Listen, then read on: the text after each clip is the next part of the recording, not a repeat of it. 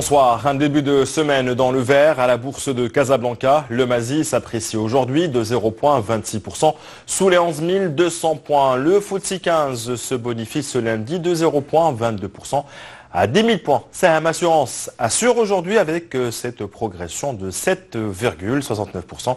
L'État Holding dévisse enfin de 5,62%, soit la plus forte baisse de cette séance. La bourse de Casablanca évolue en dents de scie au gré de l'humeur des investisseurs. En tout cas, 2019 devrait être l'année de la reprise pour la place casablancaise. Un retour de croissance et de bénéfices prédits par les analystes de CFG Bank dans leur dernière étude. Décryptage. Après avoir démarré l'année sur de bonnes bases, la bourse de Casablanca fléchit un peu en début de mois de mars. En effet, le Mazi affiche une variation annuelle négative d'1,44%, des contre-performances qui devront être rapidement effacées selon l'analyse du département recherche de CFG Bank. Selon ses pronostics, le marché boursier devrait renouer avec la croissance cette année avec une reprise attendue allant d'1 à 5%. Une reprise qui tient en effet à deux facteurs, à commencer par le maintien du taux directeur à un niveau bas.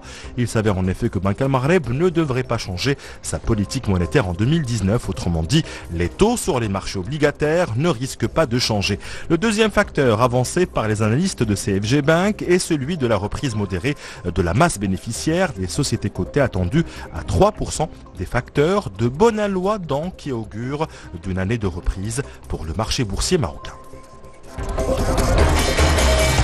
Place aux brèves économiques du jour et petite forme pour le marché des crédits bancaires. Son rythme de croissance a atteint les 3,2% à fin janvier dernier. En effet, les prêts à l'économie ont cumulé à près de 853 milliards de dirhams, portés notamment par les crédits immobiliers et les crédits à la consommation. Dans le même temps, les dépôts bancaires ont progressé de 2,7% sur la même période.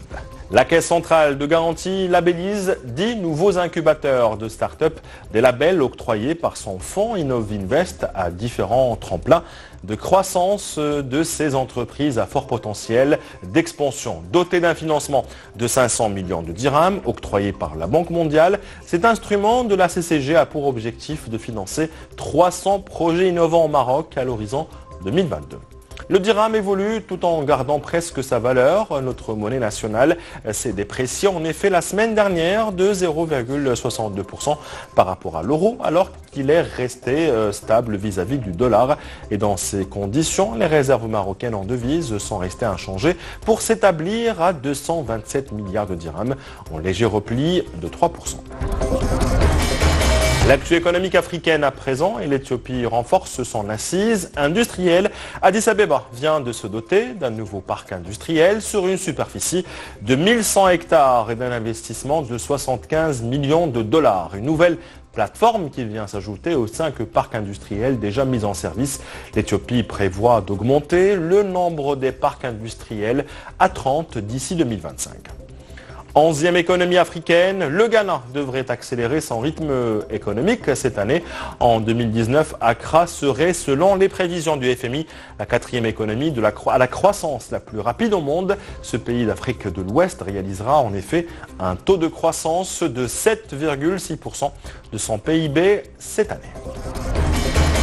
420 millions de dollars, c'est le chiffre de la Minute Afrique de ce lundi et c'est le montant des financements apportés par la Banque africaine de développement à la Côte d'Ivoire. Une ligne de crédit qui servira ainsi à soutenir 5 projets transformateurs dans le pays, dans les domaines du transport, les infrastructures routières ou encore l'agriculture.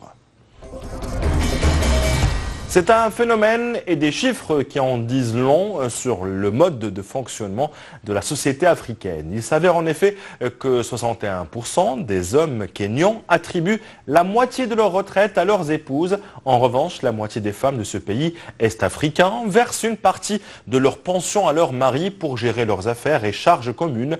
Des parents qui n'hésitent pas à allouer 42% de leurs revenus à leurs enfants, même après la retraite. À demain.